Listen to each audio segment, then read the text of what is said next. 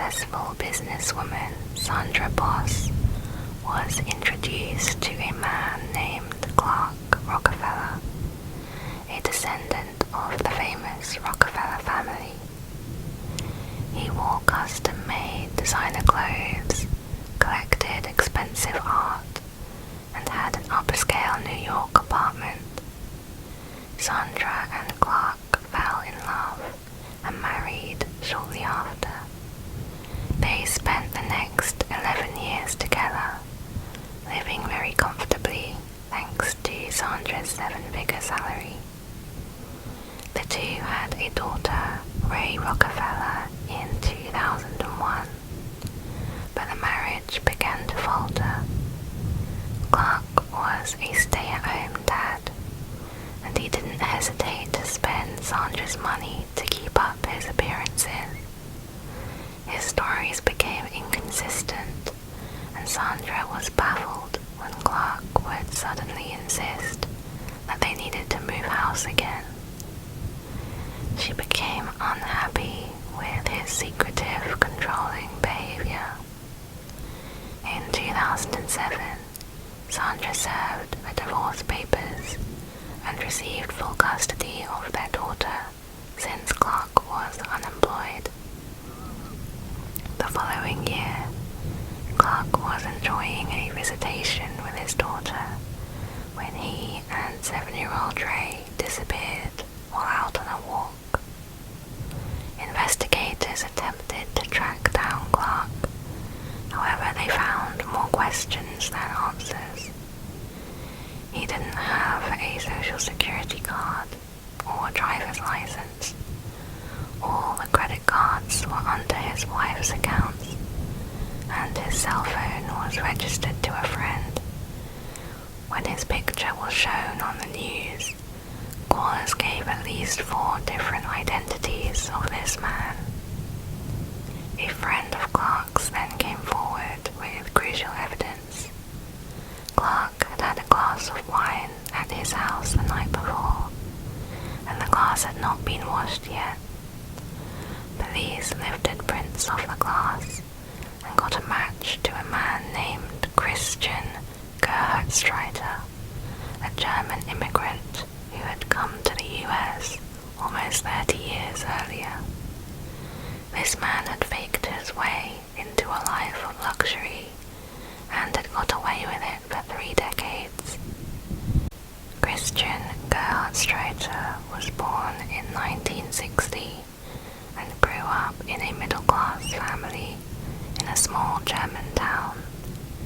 In 1978, Christian met a couple from America, Alma and Jean Keln, who were traveling in West Germany. He used their names to enter the US, falsely declaring that they had invited him to stay with them in California. He cut contact with his family, who would not hear from him for the next 30 years.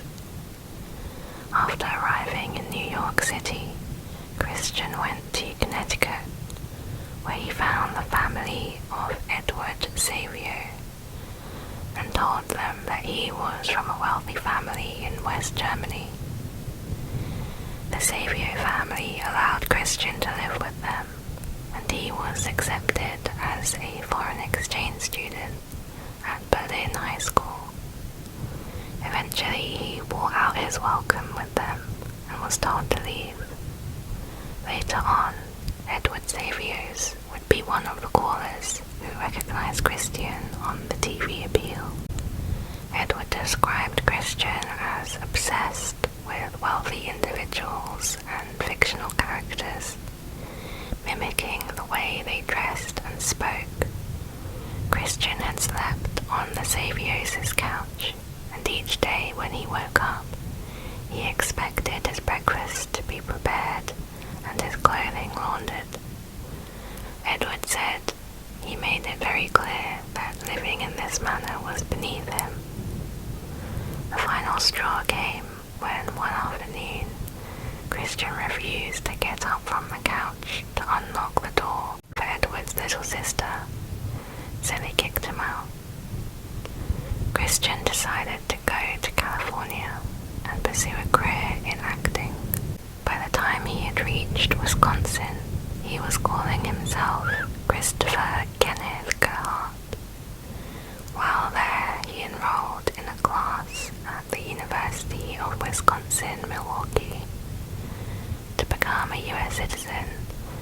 age 21, he married Amy Dunk in Madison, Wisconsin, and got his green card. They hardly knew each other, so to persuade Amy to marry him, Christopher lied, saying that if he went back to Germany, he would have to go into the military and be sent to fight in the Cold War on the Russian front line. The day after the wedding, he left his wife and headed for Los Angeles under the new name of Christopher Chichester. Amy filed for divorce 11 years later. Christian then made himself at home in an upper-class neighborhood of San Marino, California, claiming to be English royalty and also a TV producer. He became a regular at social clubs and at the prominent churches where free lunches and buffets would be served. He had perfected his appearance, manners, and a posh accent. Before long, he was accompanying the town's rich, elderly widows, enjoying their lavish lifestyles. He even created a calling card with a made-up family crest and family motto, Firm en foi, meaning firm in faith. The card said Christopher Chichester, 13th Baronet, San Marino, CA. His hairdresser recalled that although he was only in his 20s, he acted like he was 40. Every time he'd meet a lady, he'd take her hand and kiss it. Christopher used his charm not only on women, but men too.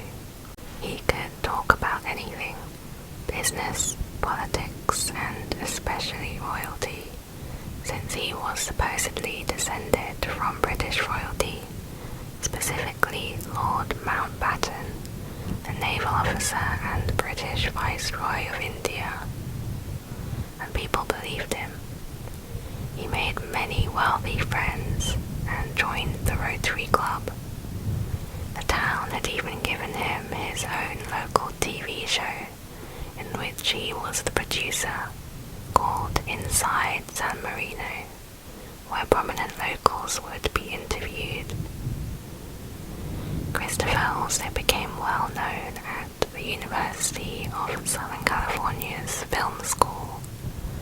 One student, Dana Farrar, said, "It seemed that he knew everybody and everything at USC. He acted like he was a teacher's aide at classes, where guest speakers included Alfred Hitchcock, Orson Welles, and Clint Eastwood. There are no records listing Christopher ever attending or working at the school, but that did not stop him from using the library and attending classes. He said he was working towards a master's in film. One time he invited Dana and her friends to be his guests at the USC party with Steven Spielberg and other Hollywood stars to celebrate the opening of a new, state-of-the-art building. He said, 'I'm getting you passes,' and he did. At the party he knew everybody, Dana said. During this time, he was residing in the cheaper area of San Marino, living rent-free in the back house of a woman named Dee Sowers. Dee was known as a reclusive alcoholic. Her son, John, and his wife, Linda Sowers, lived on the property as well. The couple went missing in 1985, and Christopher Chichester disappeared shortly afterwards. He had told others the pair had travelled to Europe. Their family even received a postcard from France. 3 years later, Christopher was pulled over in Connecticut while driving a pickup truck that had belonged to John Sowers, but he left the area before police could interview him. He had unsuccessfully tried to sell the truck to a local minister's son. At that point, investigators Authorities had no proof that John and Linda Sowers were dead, or if they had left voluntarily. Skeletal remains were discovered in the backyard of the Sowers house in 1994, but by then Christopher Chichester had become Christopher Crowe.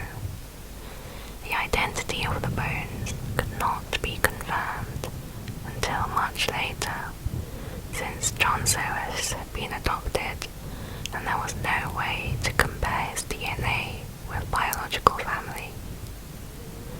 Christopher Crowe had settled down in Greenwich, Connecticut, and claimed to be a television producer from Los Angeles who worked on the 1980s revival of Alfred Hitchcock Presents.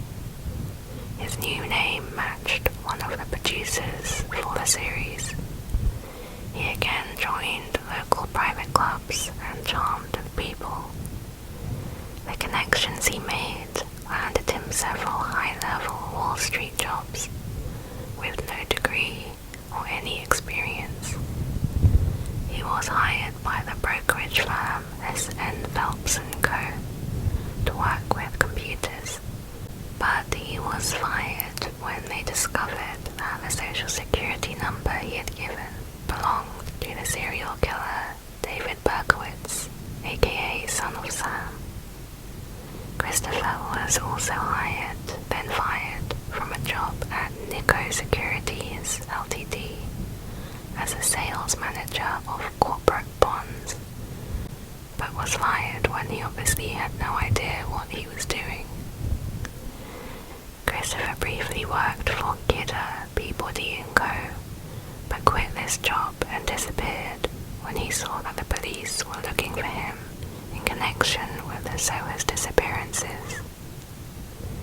Christian appeared once again, this time under the name James Frederick Mills Clark Rockefeller. He decided he could never set foot in Connecticut again. He told friends it was because his parents had been killed there. His new neighbor was an art dealer, so he had asked her to determine the value of some paintings he had inherited. She estimated his collection to be well over $10 million. Clark met his future sister-in-law, Julia Boss, at a church. Julia asked if he would like to meet her twin sister, Sandra. He said of course, and in fact, he would like to throw a party for her in his apartment.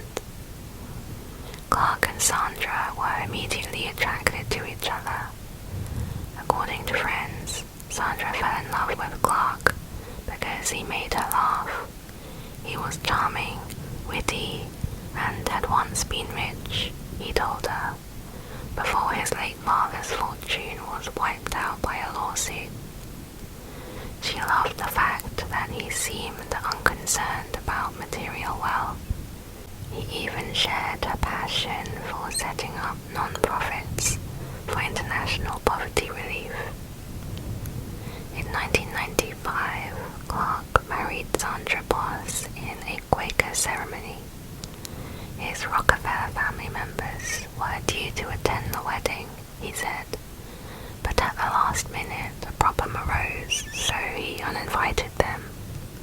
Sandra worked as a senior executive at McKinsey & Co. with an estimated $1.4 million salary, and she continued to climb the corporate ladder. She was the youngest woman ever to be promoted as a director of McKinsey. Clark believed it was thanks to him and his name. One friend said, everybody knew she was married to a Rockefeller. She was modest about it and acted like she didn't care, but she did. Although Sandra insists that she never used her husband's name to advance her career. Among their friends, some began to question Clark's background when some of his stories didn't quite add up. Later in the marriage, Clark became emotionally abusive, controlling and paranoid. Sandra earned all of the household income. She had said that Clark had complete control of the family's finances and other aspects of her daily life. Clark went to great lengths to conceal his true identity from his wife. He repeatedly told Sandra to file her tax return as a single person.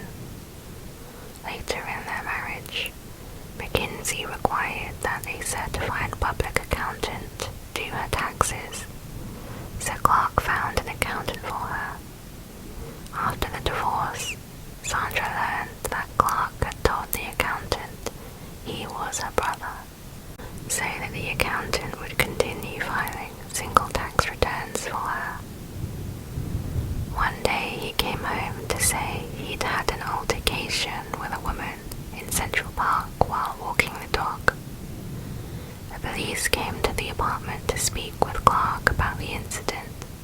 Shortly after that, he decided he didn't want to live in Manhattan anymore, and that they were moving to New Hampshire, and then again to Boston. They were living in a $2.7 million four-story townhouse on one of the best streets in the neighborhood. Clark used his supposed family ties to the Rockefeller family to boost his reputation, telling friends and neighbors that he was a wealthy Yale graduate who owned a business in Canada. Under the name Clark Rockefeller, he gained membership to Boston's Algonquin Club, a very private social club, where he spent a lot of time. He even held the position as a club director until April 2008. In 2006, after becoming increasingly suspicious, Sandra hired a private investigator who discovered that Clark was not who he claimed to be, although they did not learn his real name at that time.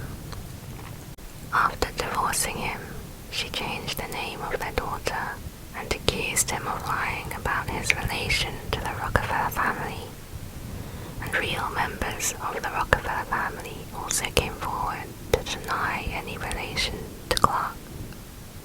Clark agreed to give Sandra full custody of their daughter, while he would only get 3 supervised visits per year, on the condition that they would not dig any further into his true identity. In return, Sandra would give him an $800,000 settlement, 2 cars, her engagement ring, and a dress he had given to her. Sandra got the houses and the art collection and moved to London with Ray.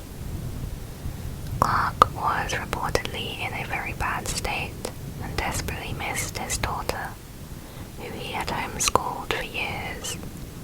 He taught her to read by the age of 2, and she was reciting the periodic table of elements by age 5. She was incredibly smart and would tell her dad that she loved him too much. They had been inseparable. His love for Ray may have been the only thing in his life that was real. During one of his 3 allowed visits in 2008, Sandra waited in a nearby Boston hotel while 47-year-old Clark and his daughter went for a walk. A social worker accompanied them as a supervisor. On their way to Boston Common Park, the 3 were approached by an SUV limousine. Earlier, Clark had told the driver that he and Ray had a lunch date in Rhode Island with a senator's son, and that he might need help getting rid of a clingy friend who he said might try to get into the limo. The driver assured Clark that nobody would get into the car without his consent. The ride had cost $3,000 after all. When the SUV pulled up, Clark suddenly pushed the social worker out the way, grabbed his daughter, and pulled her into the limo so fast that she hit her head on the doorframe. He shouted They stepped on the gas. The social worker held onto the vehicle and was dragged a short distance before falling onto the pavement. That night, a warrant was issued, charging Clark with custodial kidnapping, assault and battery, and assault with a deadly weapon. After a 6-day manhunt for him and his abducted daughter, Clark Rockefeller had become Chip Smith. But this newest identity did not last long. He had purchased an apartment for about $450,000 nearby to a local marina where he kept a boat.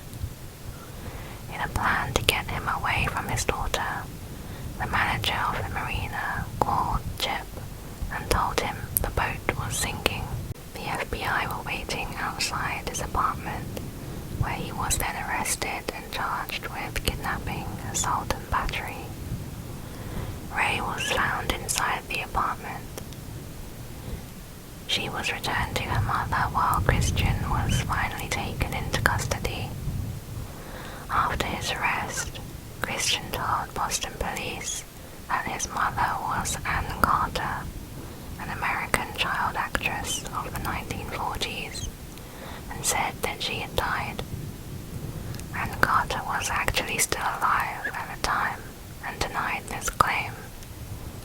Investigators matched his fingerprints to prints found on an immigration document Christian had submitted in the 1980s. During the trial in 2009, Christian's defense team told jurors that he believed his daughter had communicated with him telepathically from London, begging him to rescue her. 2 experts for the defense testified that they diagnosed Christian with delusional disorder, grandiose type, and narcissistic personality disorder, and that Christian told them his father had been emotionally abusive during his childhood. However, a psychiatrist for the prosecution diagnosed him with a mixed personality disorder with narcissistic and antisocial traits, but felt that he exaggerated his symptoms and was capable of knowing right from wrong. He allegedly had meticulously planned the abduction well in advance. Christian did not take the witness stand himself.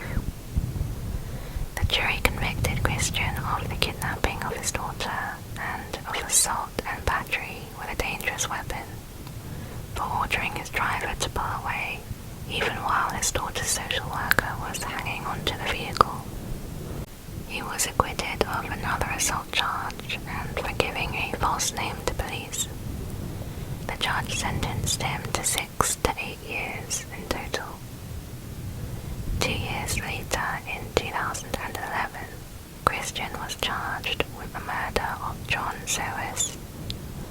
Investigators could finally confirm the identity of the bones that were found in 1994 to belong to John, after receiving DNA samples from his biological family.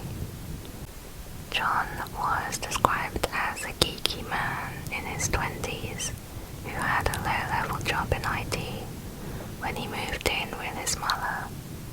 He arrived with his wife Linda, an outgoing woman and aspiring artist who worked at a science fiction bookstore.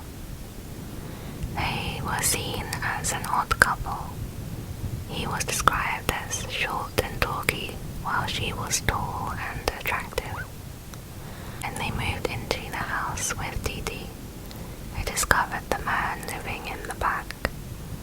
John may have started to look into what Christian was doing.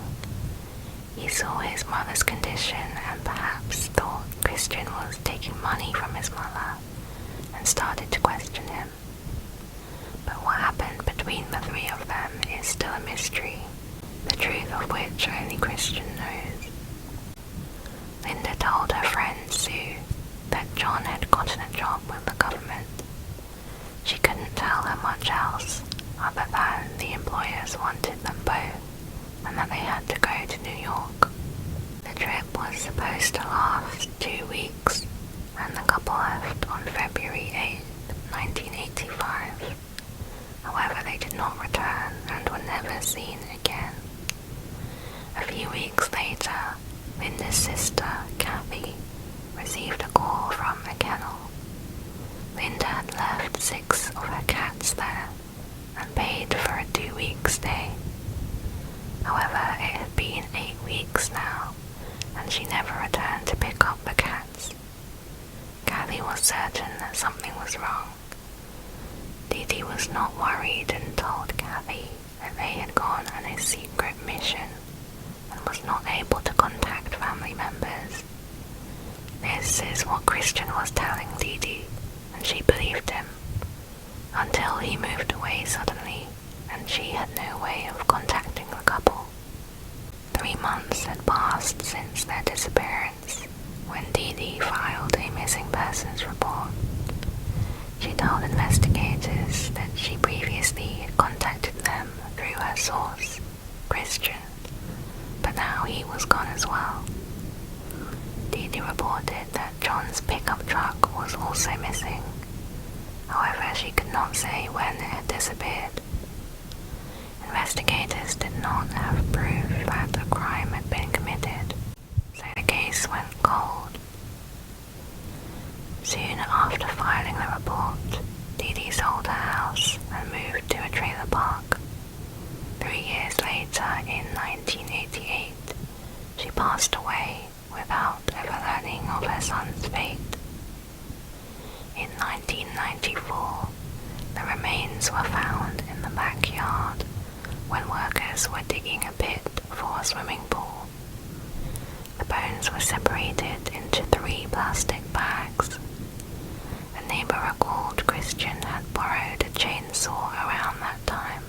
The victim had been hit in the head twice with a blunt object and then stabbed 6 times. The body had then been cut into 3 parts. 2 plastic book bags were found buried with the skeletal remains from universities Christian had attended. Investigators used luminol in the guest house of the property. Luminol is a chemical which emits a bright glow when it comes into contact with blood, even if the blood was cleaned away years before. It was applied to the floors and the glow was clearly visible, which indicated the murder may have happened there, but there was no way to determine whose blood it was. Most of the evidence against Christian was circumstantial. Multiple neighbors remembered seeing strange colored smoke coming from his chimney around the time of the murders. He had asked friends about places that he could dispose of drums filled with chemicals and tried to sell a blood-stained rug. Also at that time, one friend noticed the ground near the guest house had been dug up. Christian claimed that he was having plumbing problems, and this was the same area John's remains were later found. At the 2013 trial, he was convicted of first-degree murder. Unfortunately, Linda has never been found. Police believe she is dead, likely killed by Christian at the same time as John. Right before his sentencing hearing, Christian fired his lawyers and represented himself. He said, "I want to assert my innocence and that I firmly believe that the victim's wife killed the victim. But be that as it may, once again, I did not commit the crime of which I stand accused." He was given the maximum sentence of 27 years to life, with 1 year credit after finishing his previous sentence. In 2015, the sentence was reduced on appeal to 26 years to life. He will be eligible for parole in December 2029, when he will be 68 years old. A parole hearing is currently scheduled for November 2028. Thank you for watching.